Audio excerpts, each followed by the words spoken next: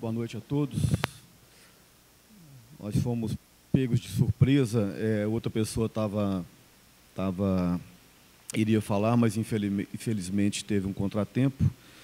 Mas aqui estamos para tentar substituí-la.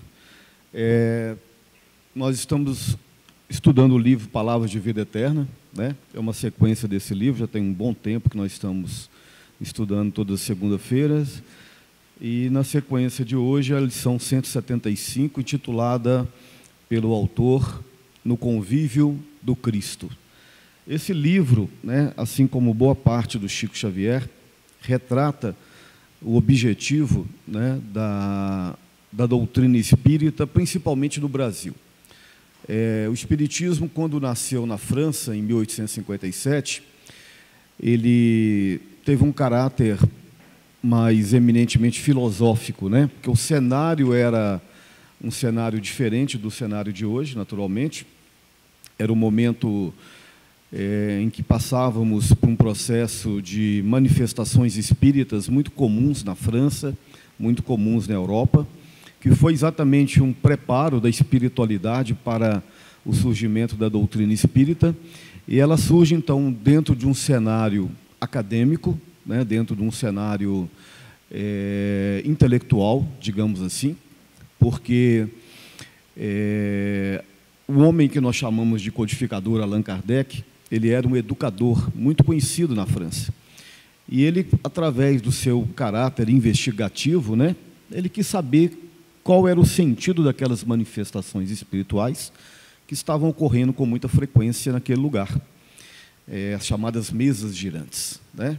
No primeiro momento, ele entendia que aquilo era charlatanismo, que aquilo era um embuste. E ele, como sendo um homem de cultura, um intelectual, né, ele tinha quase que por obrigação investigar aqueles fenômenos, né? Ele, então, começa essa investigação de forma cética, crítica, mas sempre muito respeitosa. Ele é convidado a participar das chamadas mesas girantes, e, com o passar do tempo, ele começou a notar o caráter de moralidade daquelas manifestações. Ele começou a ficar curioso, né? Se essas pessoas que estão aqui são charlatães, por que as mensagens têm um grande caráter moral, um grande caráter filosófico? Aí ele montou uma estrutura, né, que ele chamou de Sociedade Parisiense de Estudos Espíritas, para estudar aqueles fenômenos, e, com o passar do tempo, ele se convenceu da realidade. Então, aquele homem que era antes descrente, né, que era um crítico, ele passou ao papel de estruturador daqueles ensinamentos. E aí nasce a doutrina espírita, em 1857, Durante 14 anos, ele esteve na frente de toda a formatação didática, pedagógica da doutrina espírita, formou a base do pensamento, né, que são chamados as obras básicas do espiritismo, e, passado mais ou menos 30, 40 anos, surge no Brasil um fenômeno, né, parecido, por se tratar de um fenômeno espiritual, e que começou a haver muitas manifestações. Diversos médiuns encarnaram no Brasil, como Eurípides Barçanufo, né, Chico Xavier, dentre outros, Dr. Bezerra de Menezes. Então, a doutrina espírita surge no Brasil. Se tratando de um país que tem uma cultura religiosa muito forte, né, assim também como a França, mas uma cultura mais diversa, o que é positivo, o espiritismo toma um caráter, um viés mais religioso, né? O que seria natural.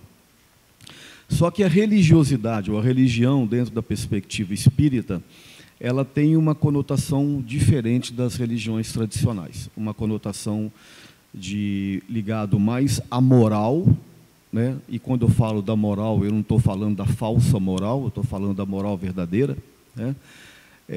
Do que, naturalmente, a questão da crença, a questão religião no aspecto dogmático, no aspecto ritualístico, né, no aspecto até fanático, né? E aí surge no Brasil a doutrina espírita, através das mãos de Chico Xavier, uma vertente, além de filosófica e científica, também uma vertente religiosa, né? Então, as obras do Emmanuel, esse livro, inclusive, é de autoria do espírito de Emmanuel, né, através da psicografia do Chico Xavier, ela tem um caráter eminentemente religioso, eminentemente evangélico, né?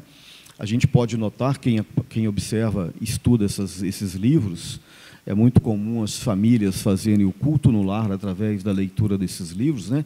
A gente observa que a didática é mais ou menos a seguinte: o Emmanuel pega uma passagem evangélica, né? Hoje ele pega lá, por exemplo, em João, no capítulo 14, versículo 16. Ele diz assim: se me amas, guardarás os meus ensinamentos. Então, a didática, né, do Emmanuel é sempre essa. Ele pega uma passagem evangélica e ele discorre sobre essa passagem. Então, ele traz esse movimento, esses ensinamentos evangélicos para o nosso contexto atual. Por isso que a gente chama de contextualização do Evangelho, né?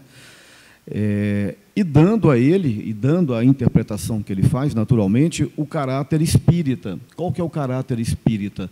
Tendo como base os fundamentos pedagógicos de Allan Kardec, né?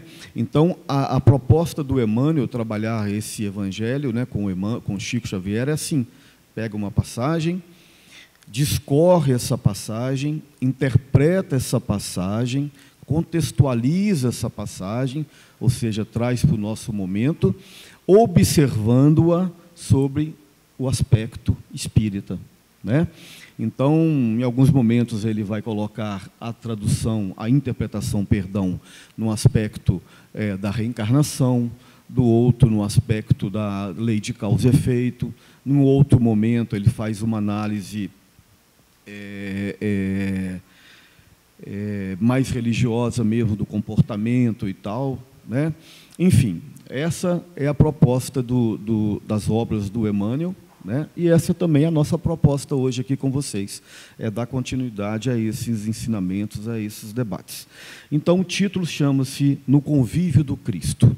Há muitas pessoas, né, que muitas vezes questionam, as pessoas que chegam à doutrina espírita ou não a conhecem profundamente, elas se sentem incomodadas qual que é a relação do espiritismo com o Cristo, com o cristianismo, né?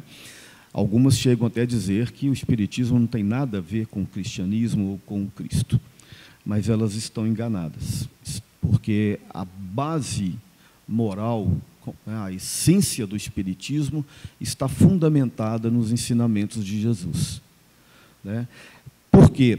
Porque o Allan Kardec entendeu lá em 1857 que a moral do Cristo é uma moral universal, né? É uma moral verdadeira, é uma moral que remonta aos princípios fundamentais do ser humano no aspecto da ética, no aspecto da vivência. Então, segundo a interpretação do Allan Kardec, não precisava buscar uma outra base religiosa ou moral, sendo que no Cristo está revelado tudo aquilo que nós buscamos em matéria de orientação espiritual, em matéria de religiosidade, né? Tem um livro que eu até trouxe aqui, que eu estou lendo ele, já li algumas vezes, estou relendo, que se chama Caminhos da Luz, também do mesmo espírito de Emmanuel. Aqui, no entanto, já não é mais um caráter evangélico, é mais um caráter histórico, né? Um livro muito interessante. E o Emmanuel vem abordar a trajetória de Jesus para com o planeta Terra e para todos nós que somos os habitantes dela. Segundo está dito aqui, e eu não tenho dúvida, não tenho dúvida mesmo com relação à verdade dessas informações. É claro que elas podem ser questionadas, né? Porque se tem uma coisa que o Espiritismo coloca muito bem é não se fechar em verdades inquestionáveis, né? O debate está sempre colocado, sempre posto. Mas, nesse livro, o Emmanuel vem trazer uma leitura histórica muito profunda sobre a relação de Jesus com o planeta Terra. Segundo a fala do Emmanuel, Jesus, o Cristo, ele está ligado a este planeta desde o início da formação dele, há coisa de 4 bilhões de anos atrás. E que a evolução de Jesus não se deu nesses páramos e nem nesses tempos. Ou seja, Jesus passou por um processo evolutivo muito parecido com o nosso, né? Deus não criaria criaturas privilegiadas, né, em prejuízo de outros. Então, dentro da crença espírita, toda criatura, todo filho de Deus, passa e passará por todos os processos evolutivos de construção espiritual a partir dos seus próprios méritos, inclusive Jesus. Então, ele entende que Jesus atingiu um patamar de evolução, que eles chamam de um nível crístico, e esses espíritos, quando chegam nessas graduações, eles têm missões que são de altas responsabilidades. Dentro dessas missões, ele cita a missão de Jesus para o planeta, que foi participar desde o início da formação do planeta Terra. Alguém pode dizer, mas a formação do planeta foi um efeito puramente físico. Sem dúvida, né? Mas lembremos que as leis físicas, as leis que regem o plano da matéria, são também oriundas do Criador. E que para que elas sejam aplicadas, precisa-se da organização, precisa-se da orientação de espíritos sábios que fazem com que essas leis sejam colocadas e praticadas, né? E aqui, então, ele vem trabalhando essa trajetória de Jesus desde o início da construção do planeta, desde as primeiras experiências com os princípios inteligentes, né, que são, naturalmente, os rudimentos do espírito, até chegar na condição atual de espíritos em que nós estamos hoje. E todo esse processo histórico é acompanhado pelo Cristo e pelos seus prepostos, né? Não é só ele, tem toda uma equipe de trabalho. Para vocês terem uma ideia mais concreta do que eu estou falando, eu vou ler para vocês aqui uma passagem desse livro, que diz assim: as promessas do Cristo. Tendo ouvido a palavra do Divino Mestre, antes de estabelecerem nos mundos as raças humanas, nos seus grupos insulados, guardaram a reminiscência das promessas do Cristo, que, por sua vez, fortaleceu no seio das massas, enviando-lhes periodicamente os seus missionários e os seus mensageiros. Então, olha o que ele está dizendo, que desde o início, né, dos processos civilizatórios, da formação das primeiras comunidades no planeta Terra, mesmo as mais antigas, e nós estamos falando aqui coisa de 7.000, 10.000 anos atrás, do plano espiritual, Jesus enviava ao planeta esporadicamente, em tempos diferentes, em regiões diferentes, os seus missionários. E esses missionários já vinham implantar, né, a sua mensagem em formas isoladas em lugares diferentes.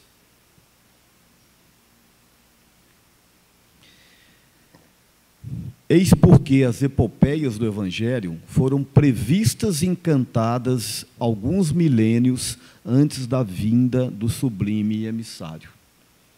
Os enviados do infinito falaram na China milenária da celeste figura do Salvador, muitos séculos antes do advento de Jesus. Os iniciados do Egito esperavam-no com as suas profecias. Na Pérsia, idealizaram a sua trajetória, antevendo-lhe os passos no caminho do porvir. Na Índia védica, era conhecida quase toda a história evangélica, que o sol dos milênios futuros iluminaria na região escrabosa da Palestina, E o povo de Israel, durante muitos séculos, cantou-lhe as glórias divinas, na exaltação do amor e da resignação, da piedade e do martírio, através da palavra de seus profetas mais eminentes. Olha que interessante. Então, segundo a fala do Emmanuel, né, desde os antigos tempos, 7.000, 8.000 anos atrás, 5.000 anos atrás, essas religiões antigas, esses povos antigos, receberam mensageiros, missionários do Cristo, e esses missionários começaram a implementar ou implantar, né, a cultura evangélica. Então a gente vai ver lá na China, né, Confúcio lá na China, a gente vai ver Buda lá também no Oriente, Rifo também naquela região, enfim, na Grécia, né, os grandes iniciados do Egito. Então, de tempos em tempos, a humanidade começa a receber a visita dessas entidades, desses missionários. Se nós pegarmos a literatura dos hindus, é muito interessante como ela bate com a literatura dos judeus. Né? Ela fala da encarnação do Filho de Deus, ela fala do martírio, ela fala de muitos momentos. A ideia, né, de Pai, Filho, Espírito Santo, a chamada Divina Trindade, também está nos antigos livros hindus. Então, por quê? Porque eles já traziam, né, aquela mensagem intuitiva, eram espíritos missionários que foram encarnando os povos primitivos para fazer um preparo para a vinda do Cristo, uma higienização espiritual no planeta. Cada um dentro do seu tempo e dentro da sua história. Mas quando a gente fecha esses ensinamentos, eles se casam. Aí vem, historicamente, os conflitos religiosos, que está muito mais ligado à pequenez do homem, né, que colocou essas divisões dentro de uma estrutura de egoísmo e de poder. Mas aí é uma consequência, são outras coisas. Agora, dentro da estrutura do povo hebreu, dos judeus, a gente vai ver com mais clareza essa ideia da vinda de Jesus, do mensageiro. Só que, infelizmente, grande parte dos judeus, os chamados judeus ortodoxos, né, eles até hoje não aceitaram a vinda de Jesus.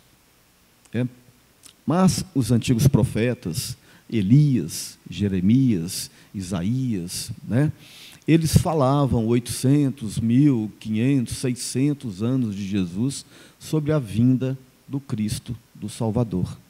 Inclusive tem uma passagem evangélica, né, que diz assim: por que é preciso que Elias volte? E Jesus responde: eu vos declaro que Elias já esteve aqui, e vós fizeram com ele aquilo que quiseram, cortaram-lhe a cabeça.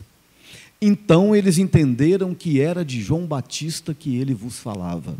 Ou seja, os judeus já tinham a ideia da reencarnação de uma forma muito simples, muito clara. Então, Elias dizia, 800 anos antes de Jesus, da vinda do Cristo ao planeta. Aí Jesus disse: ele já esteve aqui, e vós não os reconheceram. Trataram mal, como vão fazer sofrer a mim, o Filho do Homem. Então eles entenderam que era de João Batista que ele vos falava. Ou seja, João Batista é a reencarnação de Elias. E qual foi a missão de João Batista? Ele veio exatamente anunciar a chegada do Cristo. Né? Aquela figura do Cicerone, né? Não sei se vocês, claro, vocês sabem, quando, por exemplo, a rainha da Inglaterra entrava dentro do palácio, né, vinha um homem na frente, anunciando a chegada da rainha, né? É chamado de Cicerone, é o cara que abre o espaço, né? Então, esse era o papel de João Batista. João Batista veio e falou: olha, o homem está aí, já chegou, e vós não o reconheceram. Bom, então, em todas as religiões, em todos os momentos, mais precisamente no judaísmo, nós vamos ver a revelação da chegada de Jesus ao planeta, né? E o judaísmo, ele foi especial nesse aspecto, porque as outras religiões, como eram mais antigas, elas eram religiões, né, que politeístas, que acreditavam em vários deuses. Já o judaísmo não, ele já tinha a ideia do Deus único. Então foi o povo escolhido para receber a vinda do Cristo, porque era mais fácil você vir aonde já tinha a crença do Deus único, não é isso, Mário? Do que você ir, por exemplo, para a China ou para a Índia, aonde a cultura, né, dos vários deuses iria dificultar a mensagem de Jesus. Mas chegando ao planeta, entre o povo hebreu, eles não o aceitaram, pelo menos a maioria não aceitou, o povo judeu. Por quê? Porque aconteceu com o judaísmo um fenômeno muito parecido com o que aconteceu com o cristianismo, né? O homem, tomado de orgulho, de vaidades, né, da ideia do poder, tomou posse do poder dos ensinamentos judaicos. E esses ensinamentos, essa posse de egoísmo, fez com que o judaísmo se afastasse da sua natureza, da sua essência. Assim também como fez que o cristianismo, em algum momento, afastasse também, né? Então, Jesus até se referiu aos chamados doutores da lei de túmulos caiados, bonitos por fora e podres por dentro. Porque as pessoas tomaram a religião muito mais num aspecto externo, preocupado muito mais com o aspecto exterior, do que com o aspecto moral, o aspecto interior. Então, quando ele foi levado ao julgamento, né, uma das acusações que faziam a ele é que ele era um blasfemador das leis dos antigos profetas. E ele respondeu o seguinte: eu não vim destruir a lei, mas eu vim fazer cumpri-la. Ou seja, ele veio desmascarar a hipocrisia, porque o judaísmo afastara-se da essência. O judaísmo é uma religião belíssima, assim como também as outras religiões, né? Mas afastou-se do princípio. E o cristianismo, Cristo surge dentro do bojo do judaísmo. Jesus não negou o judaísmo, ele ensinava nas sinagogas, né? Ele não negou os antigos profetas, ele veio fazer cumprir as promessas antigas. Só que com o passar do tempo, Jesus vem, encarna, coloca a sua mensagem, o evangelho. Passados anos, acontece com o cristianismo o mesmo que aconteceu com o judaísmo, pelos aspectos do egoísmo, né, do materialismo, do poder. O cristianismo se preocupa-se muito mais com as questões de dogmas da fé do que com as questões originais.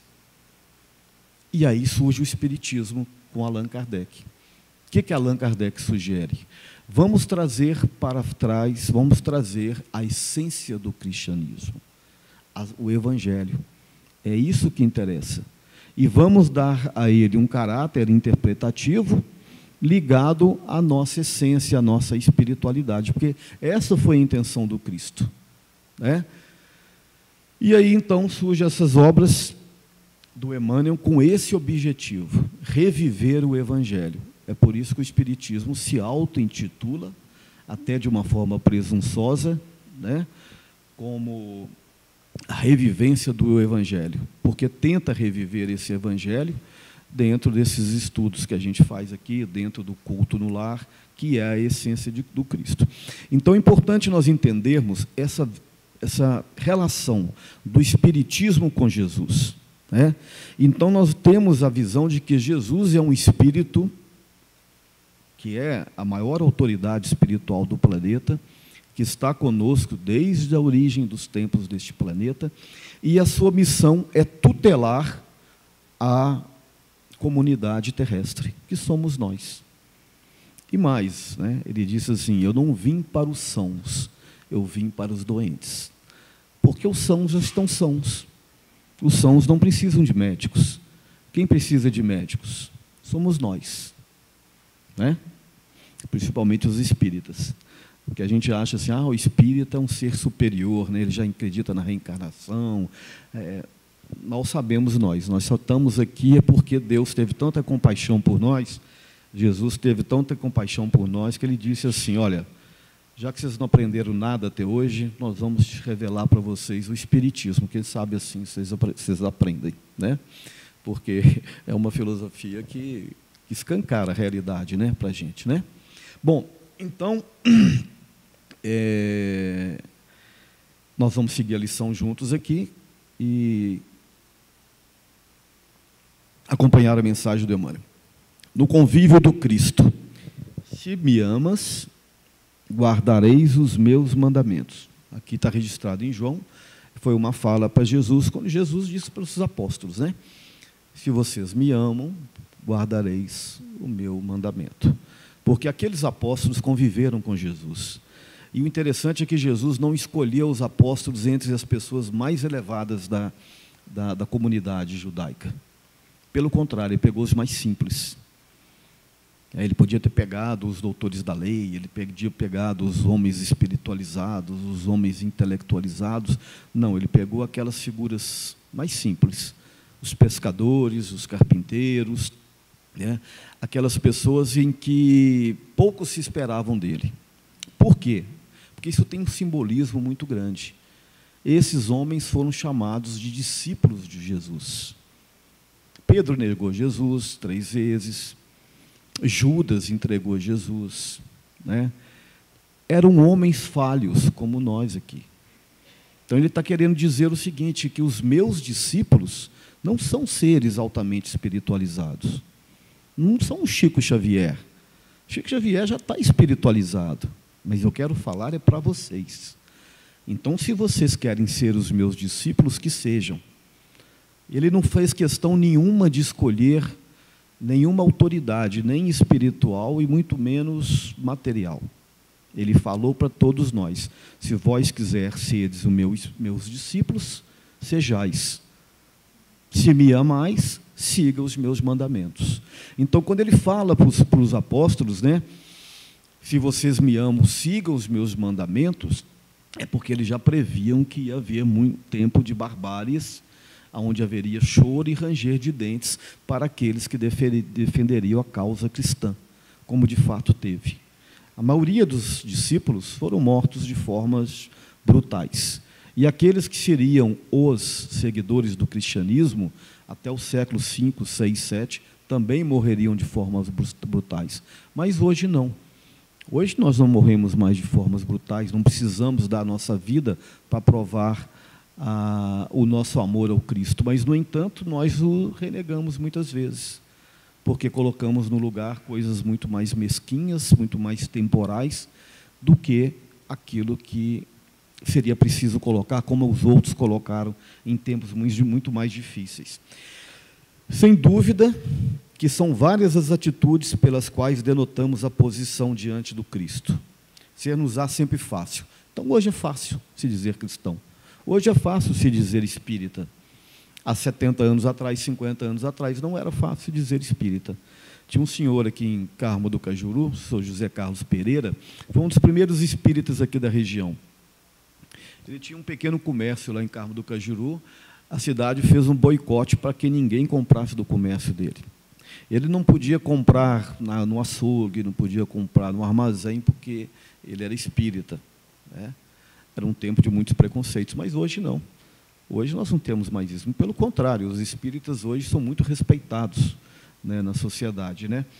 Então, hoje é muito mais fácil se dizer cristão e se dizer espírita. Admitir-lhe a grandeza e tributar-lhe as honrarias. Estudar-lhes as lições e transmitir-lhes os ensinamentos. Então, é o que nós fazemos, né? Estudar as lições e transmitir os ensinamentos. Esta foi uma das propostas da Igreja Católica durante a sua história, né? Falo isso muito respeitosamente. Mas, dado um certo momento, esses ensinos afastaram-se do seu real propósito. A um certo ponto que, por exemplo, a missa era falada em latim, sendo que muita gente não falava latim. E, muitas vezes, o sacerdote ficava de costas para o público, que não estava nem entendendo o que eles estavam falando. Porque as pessoas se preocupavam muito mais com os rituais, né, preocupavam muito mais com as liturgias do que a essência do Evangelho. Mas o ensino foi passado. Chegou um tempo em que mudou-se isso, né, tirou a questão do latim, o padre virou para frente do público e começou a falar do Evangelho, preservando todo aquele ritualismo que nós respeitamos muito, né? Que até muito, porque eu, particularmente, a minha infância, até a minha juventude, eu fiz parte desse processo e sou muito grato por isso. Mas os ensinamentos evangélicos, eles se afastaram muito né, da sua realidade. É por isso que hoje o Espiritismo escancara isso e estuda isso de uma forma mais apropriada, de uma forma mais objetiva, porque, se vocês pararem para pensar, o Evangelho é muito simples, gente. Não precisa ser doutor, né, Luiz? Não precisa ser doutor para ler, para entender. Está tudo muito claro. O que precisa é concentração. O que precisa é uma disciplina, é uma rotina. É por isso que o Espiritismo tem essa ideia do culto no lar, né? E tem essa ideia de evangelização das famílias. Que a partir do momento que você senta em casa com a sua família, abre um livro desse e começa a fazer a leitura do Evangelho, você está aprendendo, ensinando e, principalmente, absolvendo os ensinamentos. Porque, como Jesus mesmo disse, aonde um ou mais estiverem reunidos, eu aí estou, é uma grande verdade. Porque vocês já pararam para observar o tanto que é gostoso a gente estar fazendo o culto no lar, o tanto que pacifica o lar. Olha o tanto que está gostoso esse ambiente aqui agora, né? Todo mundo aqui reunido, concentrado. A energia que está circulando nesse ambiente aqui é uma energia muito gostosa. Por quê? Porque aonde um ou mais estiverem reunidos em meu nome, eu aí estarei. E alguém duvida que Jesus está presente aqui? Ele está presente. Ele não está fisicamente, mas ele está energeticamente, né? Ele está aqui agora, eu tenho certeza disso, que vocês estão conseguindo senti-lo, né? Então, os ensinamentos de Jesus, absolvidos e transmitidos, eles são muito importantes para a pacificação da humanidade. E cada vez mais a gente percebe a importância disso. Porque cada vez mais a gente percebe como que a humanidade está precisando ser evangelizada. Mas como? Basta ver as cenas dos carnavais, gente. Não precisa de ir muito longe. Né? Não sou falso hipócrita, né? Que eu também já pulei muito carnaval. Mas o que a gente vê hoje são aberrações. Carros de escola de samba, não tem uma que não tinha uma imagem criticando e desprezando o cristianismo e exaltando o mal. Então, cada vez mais nós precisamos evangelizar, nos evangelizar e contribuir para evangelizar as nossas famílias. Porque quando a gente se afasta da boa espiritualidade, naturalmente o mal nos acomete as nossas famílias, acomete a nossa sociedade, e a gente percebe isso aí, infelizmente, no nosso dia a dia. Está acabando aí, Mário? Tá bom. Vou dar uma acelerada aqui, gente, que o tempo está acabando. Apaixonar-nos por seus apostolados e exaltar-lhe a personalidade dos seus valores. Aceitar-lhe as revelações e defendê-lo com veemência. Veemência aqui não quer dizer fanatismo, tá? Defender os princípios cristãos, a gente tem que ressaltar. O fanatismo foi muito em cima disso aqui. Em dado momento da humanidade, a gente viu, inclusive, dentro do cristianismo, muitas guerras, muita violência, muita perseguição foi causado por esse fanatismo. A Inquisição, né, espanhola, as chamadas guerras santas, né, afastaram-se totalmente dos princípios evangélicos, aonde o poder do homem mais uma vez foi exaltado.